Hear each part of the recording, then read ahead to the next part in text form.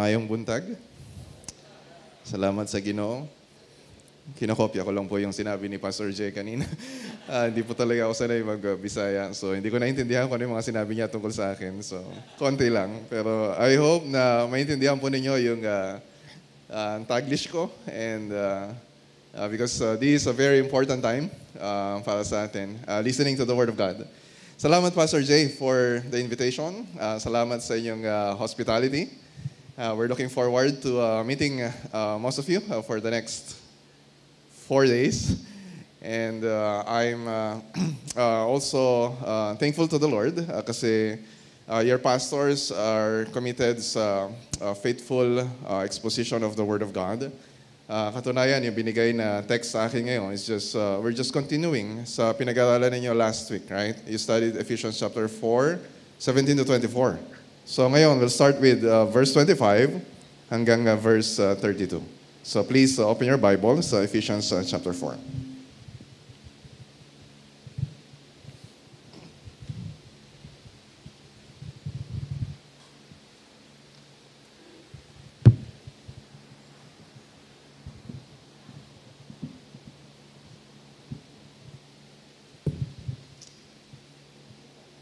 Ephesians chapter 4, beginning at verse 25 until verse 32. I'll be reading from the English Standard Version. Therefore, having put away falsehood, let each one of you speak the truth with his neighbor, for we are members one of another. Be angry and do not sin. Do not let the sun go down on your anger, and give no opportunity to the devil. Let a thief no longer steal, but rather let him labor, doing honest work with his own hands, so that he may have something to share with anyone in need.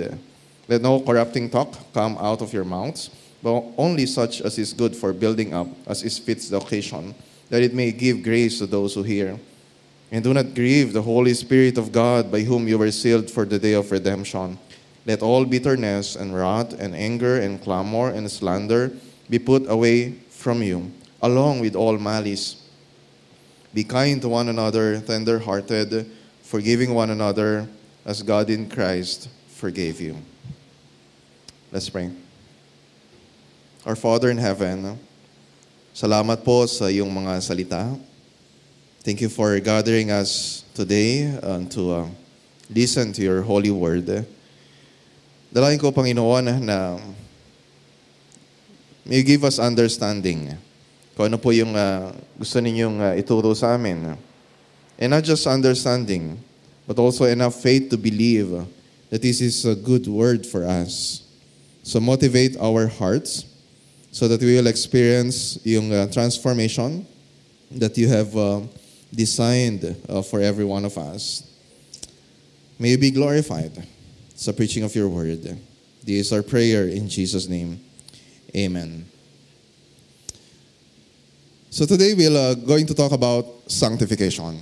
Ano ba ibig sabihin ng sanctification? If you are a Christian, you are united to Christ. So ibig sabihin, the Holy Spirit is in you. The life of Christ is in you. At yun yung bumabago sa atin araw-araw. We are fighting against sin every day. We are pursuing Christ-likeness every day. So yung transformation na yon is a lifelong process. Hanggang sa araw na tayo ay mamatay, nandun tayo sa process of sanctification. Although, we wish na sana instantaneous. Sana ma-experience natin yung total transformation sa buhay natin. But it is not. So, this is a journey and a long journey for all of us. And along the way, sa journey na yon, we may experience some problems in the way we approach sanctification. Let me mention some problems. Yung first problem is our attitude tungkol sa kasalanan. Every single sin is offensive to God. Every time na nagkasala tayo, we disrespect the Word of God. We make a mockery of the Word of God, and we despise His goodness. So bawat kasalanan ay seryoso. Pero sa atin, sometimes we approach yung mga kasalanan na yung ibang kasalanan lang ang seryoso. Like when you'll study Ephesians chapter 5, you're going to talk about sexual sins. Yan lang yung mga seryoso na kasalanan, yung adultery or homosexuality or kapag pumatay ka o nanakit ka ng ibang tao. But for us Christians, may mga kasalanan na we consider acceptable or respectable. Kasalanan yan, pero hindi naman siya gaanong seryoso. Halimbawa, kapag ikaw ay nagchichismis, o kaya kapag ikaw ay nagnanakaw by using mga pirated or mga illegal na mga resources, or kapag ikaw ay tamad o kaya matakaw or being materialistic. Alam natin na kasalanan yung mga bagay na yon, and we will talk about yung ilan sa mga kasalanan na yon sa sermon natin today. And we need to take every single one of those sins seriously. So pangalawang problema is our short-sighted goals in dealing with sins. Yes, we fight sins. We put sin to death. Sabi sa Romans chapter 8 verse 13. Ito yung tinatawag na aspect ng sanctification na mortification. Sabihin nga ninyo sa katabi ninyo, mortification. Hala, ano bang salita yan? So, pero ang image na ginagamit dito ni Paul, dito sa Ephesians chapter 4, hindi lang putting to death, kundi yung put off. Yung parang meron kang, syempre mga katabi ninyo, maganda yung damit ngayon, di ba? Malinis. Pero bago natin ibihis yan, ay kapag ang image dito ay meron kang maruming damit or worn out yung clothes mo, and then you put that away. So yun yung mortification. Ephesians 4 verse 22. The old self, our sinful self, yung dirty, worn out self, must be put off. But to put to death or to put off sins, hindi yun yung end goal ng sanctification. Sometimes yung iba sa atin ay kontento na, basta hindi ako nagsisinungaling, basta hindi naman ako pumapatay, basta hindi naman ako nag-commit ng adultery. Sabi ni Richard Cokin, we can just aim to get rid of all desires. Rather, our filthy desires must be replaced with clean desires. So, dito sa passage natin, Paul will talk about not just you don't speak lies. Hindi lang niya sabihin, huwag kang magsinungaling. Sabihin niya na you speak the truth. Hindi lang niya sabihin na huwag kang magnanakaw, but you do honest labor. Hindi niya lang sasabihin na don't be angry, but you show kindness. So, yung mga negative aspect, yung kasalanan, must be replaced by the positive virtues of Christ. And that's the goal of sanctification. Hindi lang yung mortification, ang tawag naman dito ay vivification. Sabihin nga ninyo sa katabi ninyo, vivification. Ako, ano ba naman, ang aga-aga, kung ano-anong salita yung pinag-uusapan natin dito. So, English word po yun. Ang ibig sabihin ay making alive. Or putting on the virtues of Christ. You put to death in yung mortification, yung kasalanan, and then we put on the virtues or the characters of Christ. So, it's not just enough na sabihin mo, hindi, wala naman ako ibang babae, I'm not committing adultery. But you need to begin to learn how to love your wife faithfully. Hindi mo lang pwede sabihin na, hindi naman ako nagsasalita ng mga masakit sa ibang tao. But you need to learn how to speak the truth, to speak in such a way that will minister to other people. So yun yung ibig sabihin ng sanctification. So, another problem is that we oftentimes have wrong or insufficient motivations in fighting sin and pursuing Christ-likeness. You ask yourself yung question, bakit mo ba nilalabanan yung kasalanan? Why are you not, halimbawa, committing adultery? Why are you not committing sexual immorality? Bakit hindi ka pumapatay ng tao? Di ba? So, most often, yung mga motivations natin ay self-centered pa rin. Siyempre, ayaw natin makulong. Siyempre, ayaw natin na namuhuli o kaya ma-expose yung kasalanan natin. Tapos baka i-post tayo sa social media and we make a scandal among our church members. So sometimes we are motivated by guilt, by fear, and we're also motivated by guilt.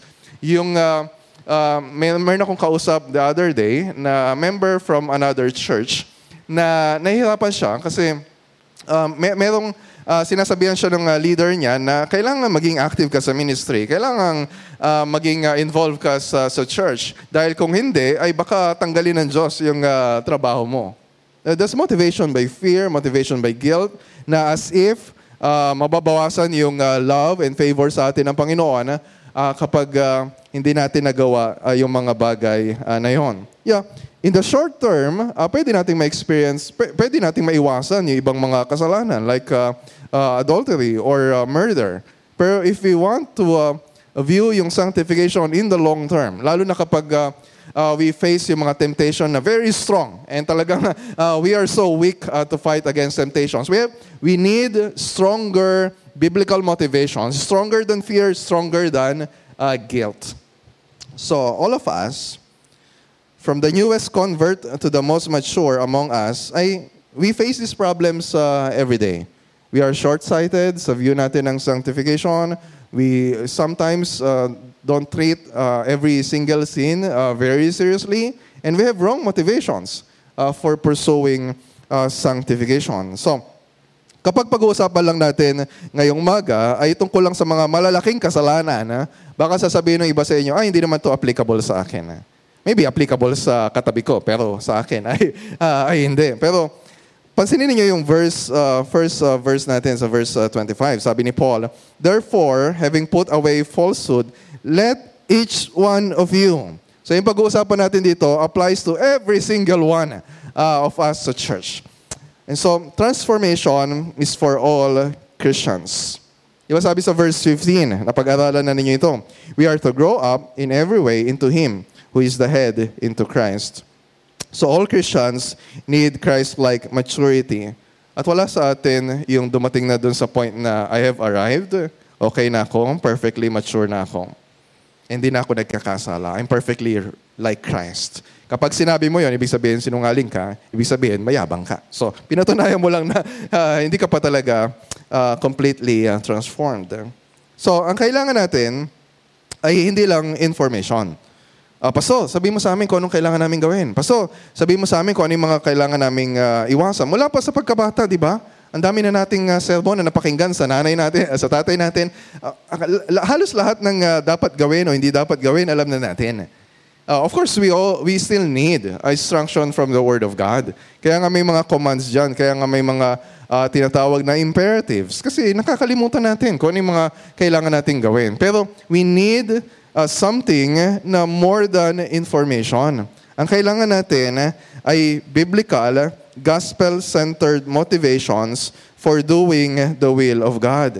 Kaya ano yung start ng passage natin? Therefore. So ibig sabihin, Paul will give a series of exhortations. Itong wag niyong gawin, itong gawin ninyo, itong wag niyong gawin, itong gawin ninyo, itong wag niyong gawin, itong gawin ninyo.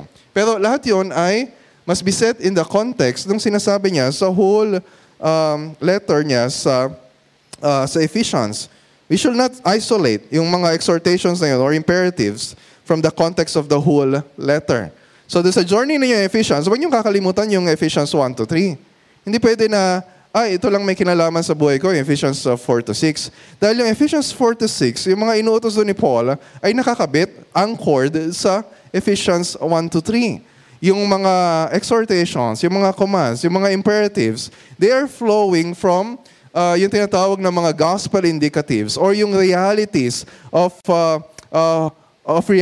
who God is, kung ano yung ginawa niya pa sa atin, kung sino na tayo ngayon in union with the Lord Jesus Christ. So, yun yung motivation na kailangan natin in chapters 1-3 para magawa natin yung sinasabi sa chapters 4-6. So kung babalikan natin yung chapters 1-3, di ba? Why should you be envious of other people? Sasabihin mo pa, sana all, sana all, sana all. Di ko alam, uso ba dito yun? Okay, so. Kung alam mo yung Ephesians 1:3, na in Christ we are blessed with every spiritual blessing in the heavenly places. You already have everything you need because of Christ. Why should you commit adultery kung alam mo na you already have the riches of the grace of Christ? Why should you steal? Why should you lie if you already experience the truth in Jesus? So ano nangyayari? We lie, we become greedy, we covet, we commit adultery. Bakit? Kasi we forget. Or we don't believe enough yung riches of the grace of God na tinanggap na natin because of Christ. And then, sa verse 25, implied yung motivation na yun. Basahin natin yung verse 25. Therefore, having put away falsehood. So yung put away ay same word ng put off sa verse 22. Pero pansinin ninyo, hindi ko alam kung anong translation ginagamit ninyo. Yung having put away, hindi siya imperative. Hindi dito sinasabi na huwag kang magsinungaling. Although that's implied. Siyempre, hindi tayo dapat magsinungaling. Pero, ang sinasabi dito, it's an accomplished fact. It's already a reality sa buhay natin. If you are a Christian, falsehood has already been removed from you. Ibig sabihin, wala ka na sa deceitfulness ng kasalanan. Dati, lagi tayong naniniwala sa kasalanan. Dati, lagi tayong naniniwala sa kaaway. But ang sinasabi dito, you now belong to Christ. He is the way, the truth, and the life. You now have the truth of the gospel in you. Wala ka na dun sa mundo ng kasinungalingan. You now live a different life. Ang sabi sa verse 20, that is not the way na andun yung motivation. Okay, layuan na ninyo yung kasalanan. Don't be corrupted by deceitful desires. That is not the way you learn Christ. Assuming that you have heard about Him and were taught in Him, as the truth is in Jesus. So we are disciples of Christ. We need to learn how to follow Him. And we fail to follow Him kapag Kapag nakakalimutan natin kung ano yung ginawa niya para sa atin. If we fail to believe the truth of the gospel of Jesus. So yung motivation natin to pursue holiness must be in light of the new identity we have because of the gospel.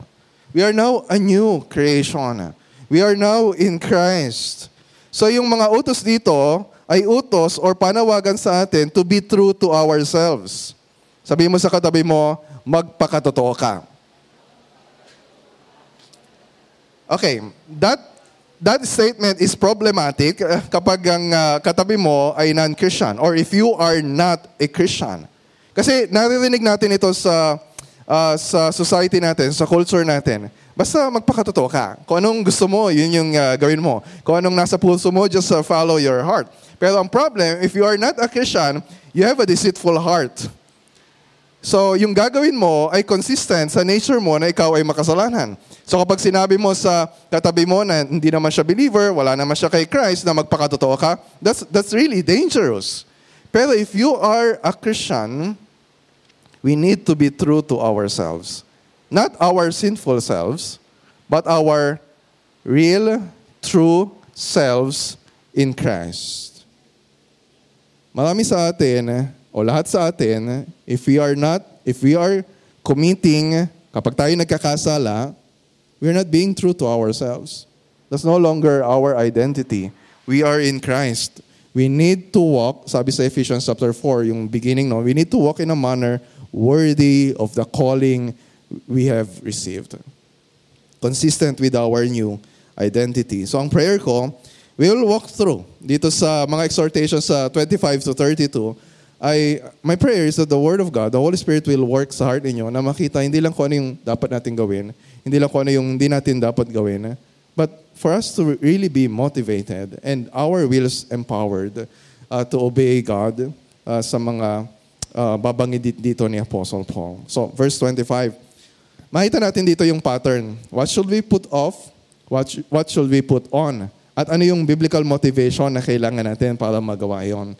So yung nakaraang passage na pinag-aralan ninyo last week is a general statement about sanctification. We need to put off the old self. We need to put on the new self. Pero ngayon, mga specific.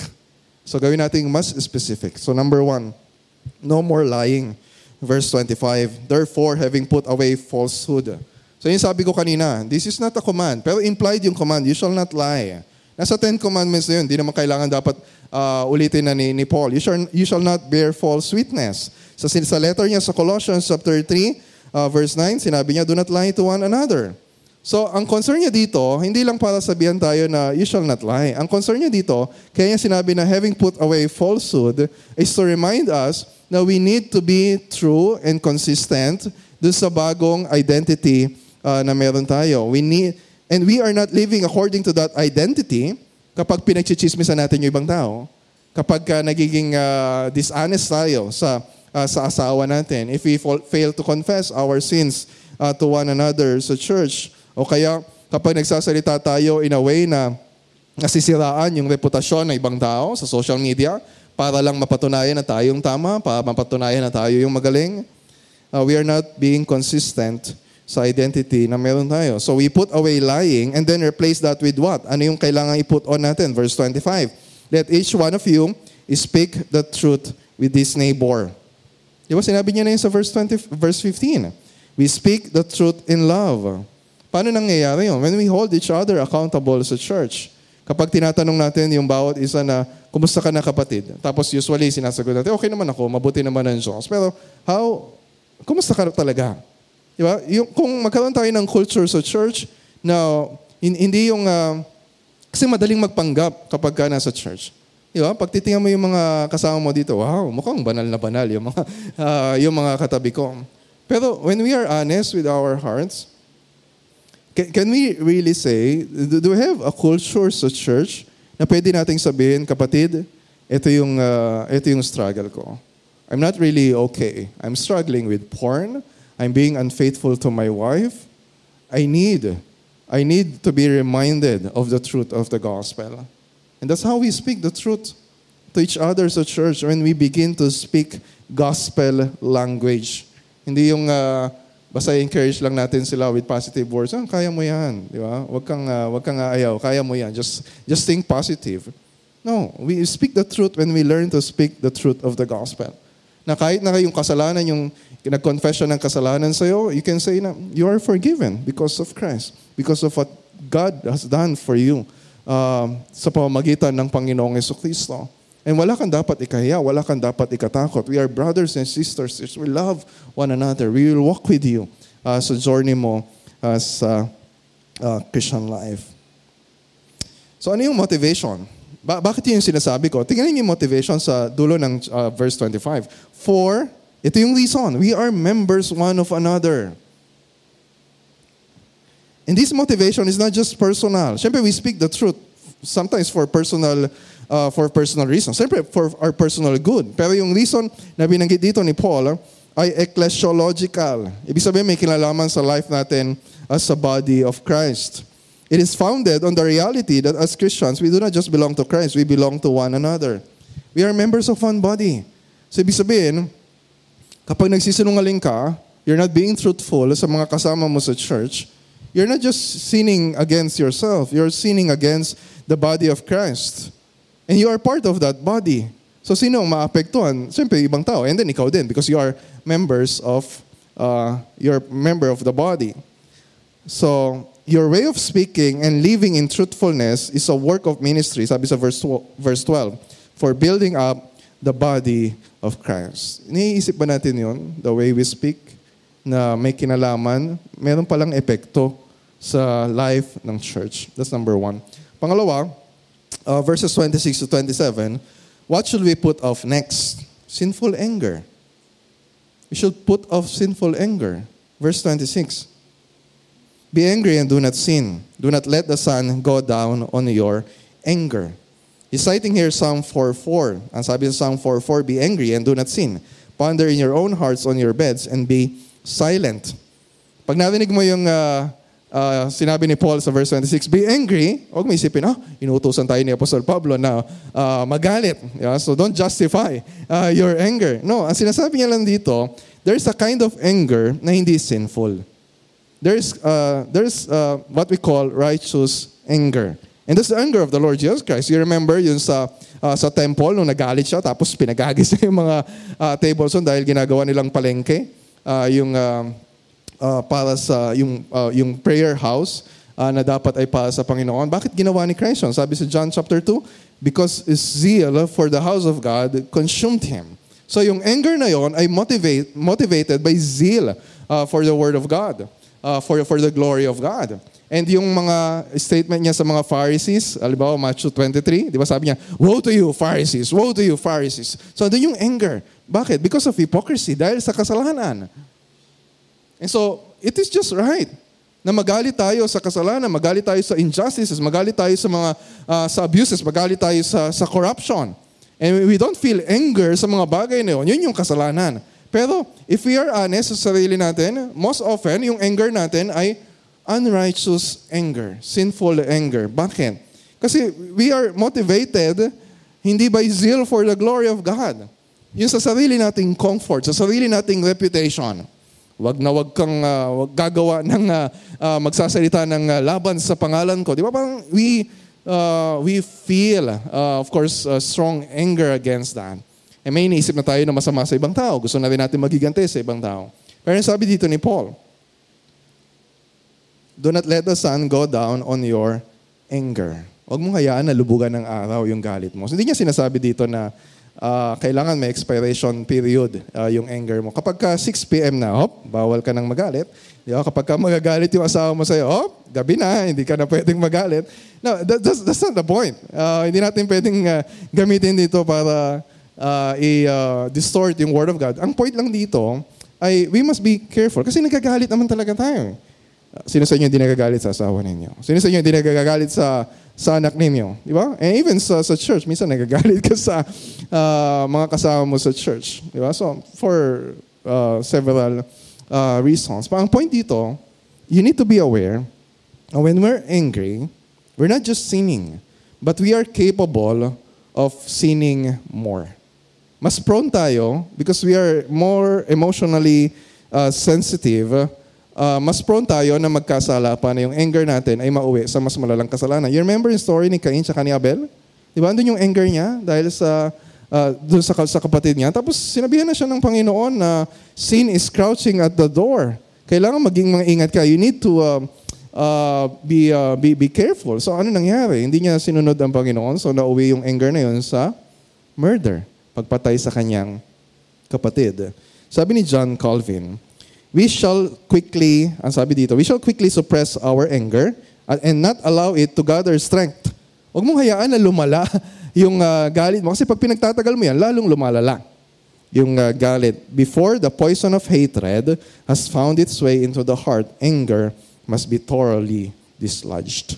So ang point dito, kapag nagalit ka, okay, admit na nagalit ka, pero huwag mong pagtatagalin yung galit mo before it gets worse. So, we need to replace that. Wala naman nakalagay dito sa passage nito kung ano yung i-replace natin doon. Pero sa verses 31 to 32 mamaya, meron babanggitin doon si Paul. Pero, there's another imperative here sa verse 27, and give no opportunity to the devil. And I believe this is a motivation. A motivation for us na pinapaalala sa atin na an angry heart is a breeding ground for the devil's murderous devices. Gusto niya na nagagalit tayo. Kasi, ang gawa ng Diablo ay magsinungaling, pumatay. Gagawin niya lahat ng magagawa niya to destroy you as a Christian. To destroy our church. Diba kapag may mga unresolved conflicts sa church, and that's an occasion para masira yung church. And we're giving opportunity to the devil. 1 Peter chapter 5 verse 8, be sober-minded, be watchful. Your adversary, the devil, prowls around like a roaring lion seeking someone to devour. And this is a practical motivation. Hindi ko alam if you still have anger in your heart, maybe sa asawa mo, o sa anak mo, or maybe a fellow church member. This is a practical motivation. If you want your life to be destroyed by the devil, if you want our church na masira ng gawa ng Diablo, then, okay. Hayaan mo na magalit ka. Kapag meron kang kagalit, huwag kang makipagbate, huwag kang magpatawad. But the Word of God is warning us, it will not be for your good. Akala mo naghihiganti ka? Akala mo ginagawan mo ng masama yung tao na nakasakit sa'yo because of your unforgiveness, because of your anger? But actually, you're just hurting yourself. Pangatlo, what should we put off? Verse 28, let the thief no longer steal. No more stealing. So siguro, may mga members yung church na kilala sila dati ng mga magnanakaw. So sabi ni Paul, okay, hindi na yan yung identity ninyo. You now have a new identity. Pero Di ba? Wala namang magtataas sa atin ng kamay. Sino sa inyo dating magnanakaw? Pakitaas ang kamay. Di ba? Baka layuan na kayo na. But if we are honest, we're still disobeying yung command na you shall not steal. Paanong paraan? We steal when we don't give our offerings. We steal kapag kayo ay mga employers tapos hindi nyo pinapasweldo ng tama yung mga employees ninyo. Hindi nyo binibigay kung ano yung para sa kanila. We steal when we don't pay the right taxes. We steal kapag gumagamit tayo ng mga unlicensed or pirated softwares, e-books, or movies. Dahil hindi natin binabayaran ng tama, yung dapat na bayaran ng tama. We steal every time we take for ourselves anything that does not rightfully or legally belong to us, but to another. And it's not enough, not to steal. So what should we put on? But rather, verse 28, but rather, let him labor, doing honest work with his own hands. Siyempre, it applies sa lahat ng makakapagtrabaho. Di ba? Kung ikaw ay sobrang tanda na or maybe you have a disability, you are not able to do work. Pero kung meron ka namang kakayahan, not just physical, di ba? So, may mga work naman na mental work. Let us work hard. Work with all your might. Diba? And this is a rebuke sa mga employees na sana wag nang matapos ang weekend, di ba? Hanggang gabi tayo sa church, di ba? Naku, Monday na naman bukas, ayokong magtrabaho. But sometimes akala natin yung trabaho ay sumpa na galing sa Diyos. Pero look back sa story sa Garden of Eden, Genesis 1:2. God designed us to work hard. Hindi tayo sinusumpa ng Diyos kaya binigyan tayo ng ganyang trabaho. It's an opportunity for us to live yung Christian life natin. It's God's good design for us. Whether you're a student, so work hard. If you are an employee, you work hard. If you are in the ministry, you are a pastor, you work hard. If you are a businessman, work hard. Work honestly. Work with all your might. And work unselfishly. Ano yung motivation natin? Kasi working hard, pwede ginagawa naman ng mga non-Christians yun eh.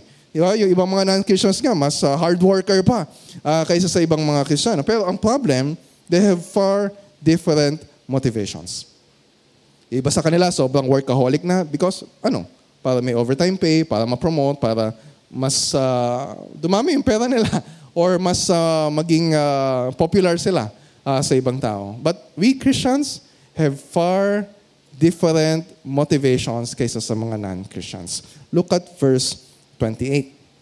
So that we may have something to share with anyone in need. Mahalaga yung trabaho natin. Hindi lang para sa sarili natin. Hindi lang para sa pamilya natin. Kundi as a way of doing ministry. It's an opportunity to reflect Christ. As we work, nakikita yung service natin. We serve not to be served, but to give our all para sa iba. And it's reflecting Christ-likeness. You remember Mark 10:45? For the Son of Man came not to be served, but to serve and give His life as a ransom for many. Yun yung kailangan natin. We need the life of Christ. Hindi naman natin bibigay yung sarili natin as a ransom para sa mga kapatid natin. Pero we can help meet the needs of other people sa loob ng church, and even non-believers, and they will see. Yan ang pagiging Kristiyano. It's not being workaholic, but working hard so that we will reflect the servanthood of Christ to other people. Number 4, what should we put off next? Verse 29.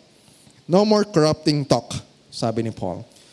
Let no corrupting talk come out of your mouths. Diba, sabihin iba sa inyo, hindi man ako nagsisinungaling. Totoo naman yung sinabi ko eh. Totoo naman yung sinabi ko dun sa kanya na si ganito. Totoo nga, pero hindi naman niya dapat marinig yun, di ba? So, you're speaking truth. Sasabihin pa natin minsan, brother, pag-pray mo naman si ganito kasi ganito yung ginawa niya. Di ba? Maganda pang pakinggan kasi prayer request, pero nagchichismis ka na.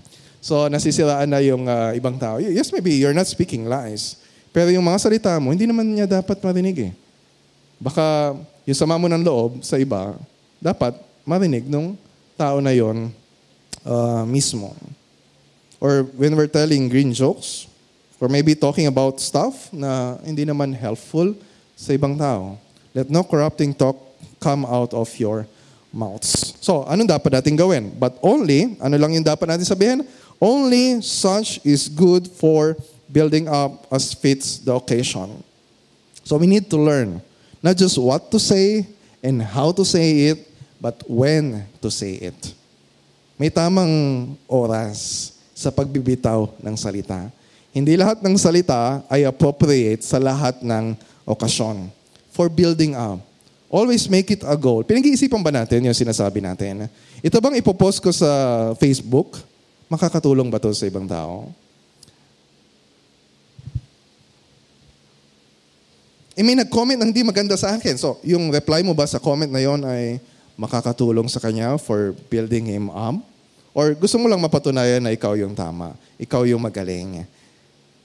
Or kapag may mga news about nangyayari sa government, minsan nanggagalaiti ka na, meron ka nang gusto sabihin tungkol sa presidente o tungkol sa mga government officials, will that be helpful in our witnessing to other people? Is this fitting?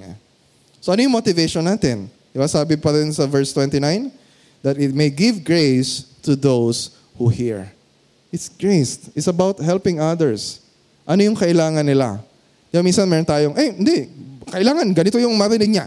Dapat malaman niya talaga na mali siya. And sometimes we just seeking revenge. Ba't naman ako mag-speak ng kind words sa kanya? He doesn't deserve it. Bakit? Lahat ba ng tinanggap natin na mabuti galing sa Diyos, do we deserve it?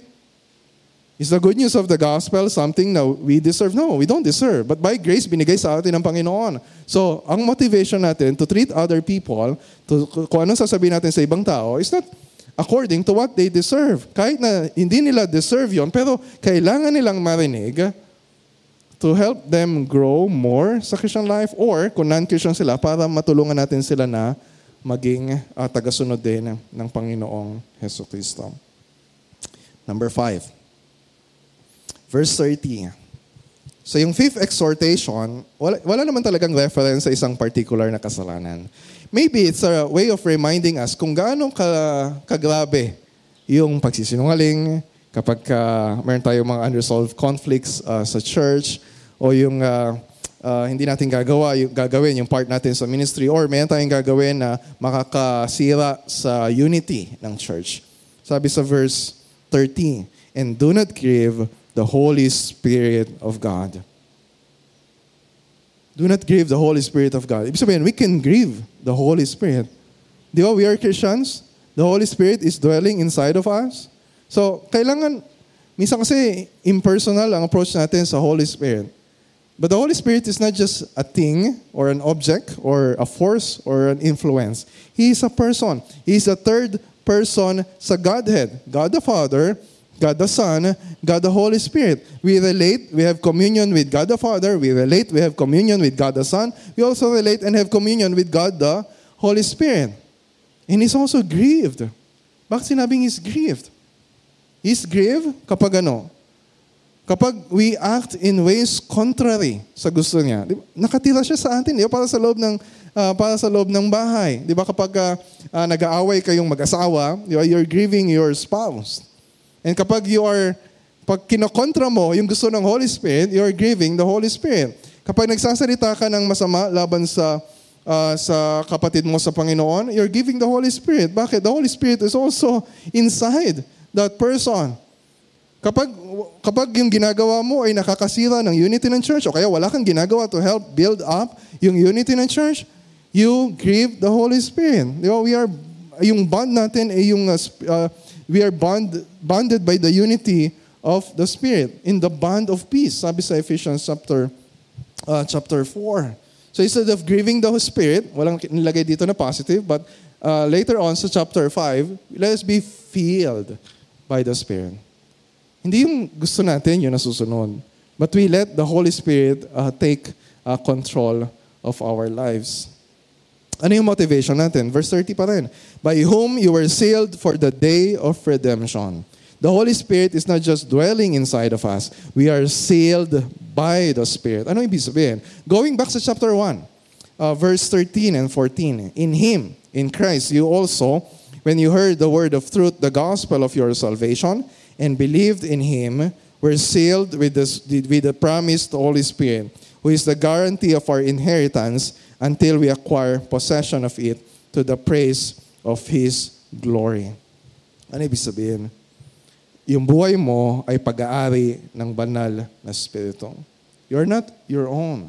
You are possessed by the Holy Spirit. The Holy Spirit is dwelling inside of you. Hindi parang kami na naka-stay sa one oasis na pansamantala lang kami doon. Hindi namin pag-aari yon. But the Holy Spirit is dwelling inside of us as the owner.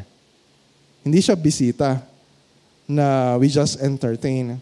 He owns us. And this is good news for us. We are sealed for the day of redemption. Ibig sabihin, we have assurance na kahit siya yung may-ari, hindi niya tayo i-kick out. Tigas talaga ng ulo mo. Lumayas ka na sa bahay na ito. No, we are owned for eternity. We are sealed for the day of redemption. Yung day of redemption na tinutukoy dito ay hindi yung the day we are converted, kundi yung final day. Yung final day na kapag bumalik si Christ, our sanctification will be over. At dun we will be finally, fully glorified. And just think about that. Ang dami nating mga issues. Ang dami nating mga conflicts. Pero kung naisip natin kung gaano pala kalaki yung biyaya ng Panginoon na nakalaan sa atin, hindi lang ngayon, but for all eternity. Diba yung mga issue na pinag-aawayan natin will look very small when we compare to the grace we have received in Jesus. And the grace we will receive in the future. Lastly, verses 31 to 32. Yan, pinagsama-sama na niya. Marami pa siyang gusto sabihin. Pinagsama-sama niya na yung mga bagay na we should put off. Verse 31, let all bitterness and wrath and anger and clamor and slander be put away from you along with all malice. Basically, ito yung mga attitude na when we have ill feelings toward other people, kapag meron tayong negative attitude against other people, kapag meron tayong mga iniisip na attitude na we're seeking revenge or gusto nating masaktan yung ibang tao. Kapag meron tayong sinasabi na masama sa ibang tao, that's slander. Kapag pinagtatagal natin yung galit natin, that's bitterness. Kapag withhold natin yung forgiveness, that's unforgiveness. Along with all malice. Pansinin niyo yung word na all. Let all bitterness and wrath. And then along with all malice. Ano in-emphasize ni Paul? Ang in-emphasize ni Paul, as long as meron pang natitira na sinful desire sa heart natin, the battle is not over. Our sanctification is not over. And so we must put to death, we must put away every sinful desire sa heart natin. We must not be at peace with any remaining sinful desires in our hearts. Hindi natin pwedeng sabihin, hanggang mamatay. Nandito na talaga yung galit ko. Wala na akong magagawa dito. No. You have the Holy Spirit of God. The Holy Spirit will help you put to death every remaining sin sa heart mo. Until ma-replace yung kasalanan na yun. Di ba? Misa kasi minakausap ako na mag-asawa. Nagkahiwalay sila. Tapos, andun yung galit niya sa asawa niya dahil sa ginawa ng asawa niya. Sinabi niya, pinatawad ko na naman siya. Hindi na naman ako galit sa kanya. Pero, friends na lang kami. It's not enough na masabi natin, hindi, wala na akong galit sa kanya. Peaceful na yung heart ko. Hindi na ako nag-isip ng masama laban sa kanya. But have you begun showing kindness to that person? Masasabi mo ba na kahit na gano'n yung nagawa niya sa akin, I love him and I will show the love of Christ sa kanya. Ito yung sinasabi ni Paul sa verse 32. Be kind to one another, tender-hearted, forgiving one another. So if we are Christians, we act like little Christ sa ibang tao. Kasi yung kindness, yung tender-heartedness, yung compassion, yung forgiveness, lahat yun ay makikita natin sa Panginoong Jesucristo.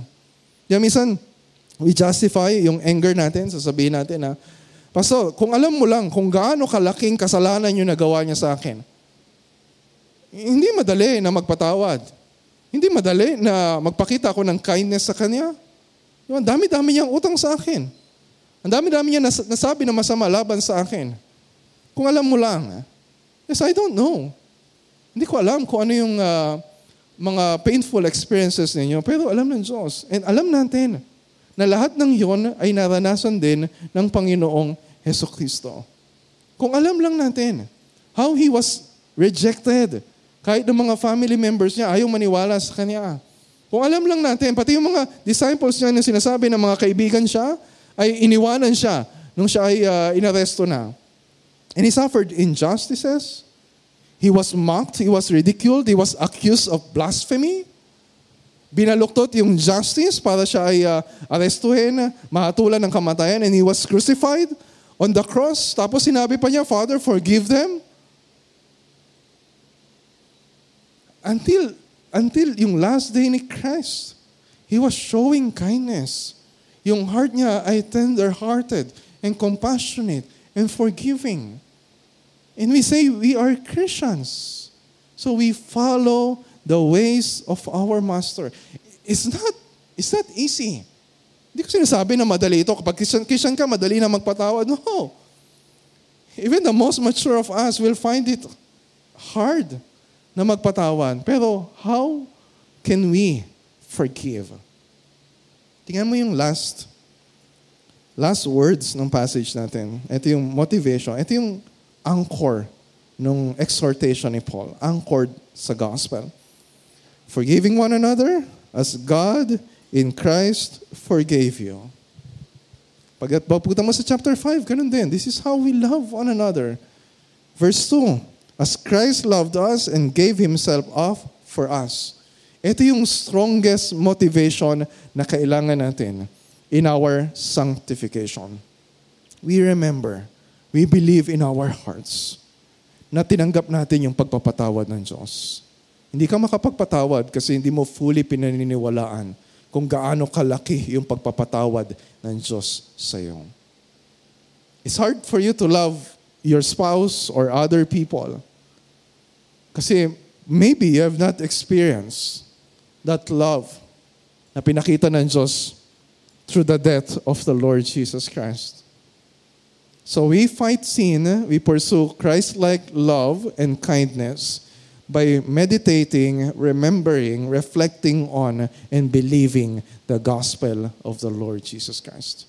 Alam natin sa passage natin, ito yung mga hindi natin dapat gawin. Huwag tayong magsisinungaling, huwag tayong magnanakaw, huwag na tayong magtanim ng sama ng loob sa kapwa natin. At alam natin kung ano yung mga dapat nating gawin. We need to speak the truth, we need to work hard, we need to forgive, we need to love others. And God has given us a lot, napakadaming motivations.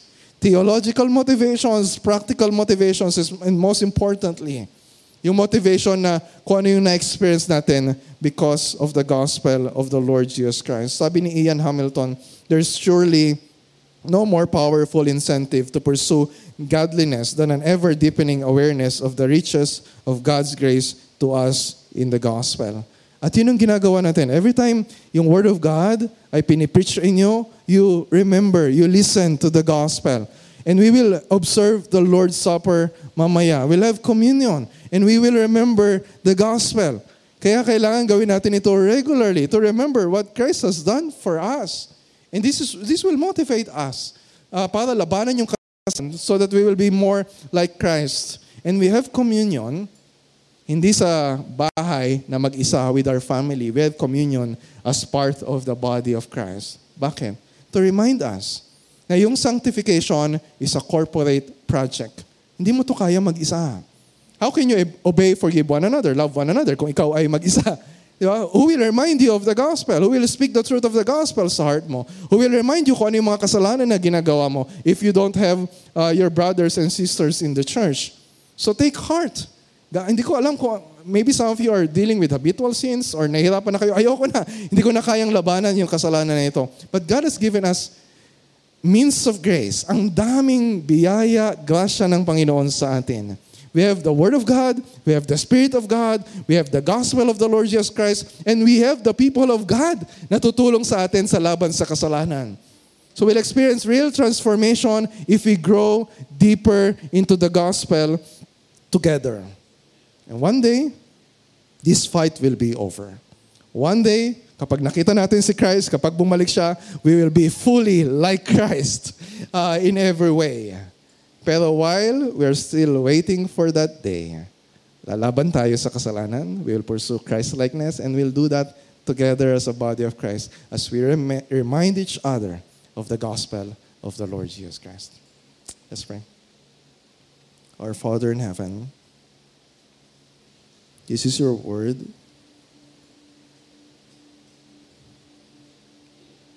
And your word is a double-edged sword. It's painful for us to hear. But like a surgeon, doing surgery sa heart namin, praying for the Holy Spirit to apply this word sa heart ng bawat isa. Kung meron dito, Panginoon, na hanggang ngayon ay wala pa kay Kristo, praying that He will see the beauty of the gospel of Christ.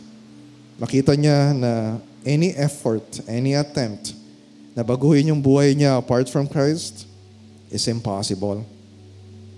Praying, Lord, that you'll move his heart to faith and repentance in the Lord Jesus Christ. And for every one of us who are in Christ, praying for deepening of the gospel, of that gospel work sa heart namin. Para unti-unting tanggalin yung mga natitira pang mga sinful desires. And replace that with Christ-likeness, with love, with forgiveness, with truth-telling, with generous giving.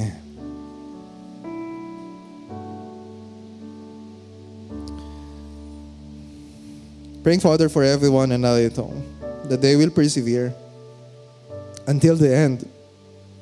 And may you keep them, protect them against the work of the evil one. I'm praying, Lord, for this church. Naway makita nila, Panginoon, how they are responsible for each other's sanctification. And may you encourage everyone, lalo na yung mga susuko na gusto nang umayaw, may you encourage them na magpatuloy na lumaban. Take hold of them. Unite this church for the sake of the gospel of the Lord Jesus Christ and for the glory of your name. This is our prayer. In Jesus' name, amen.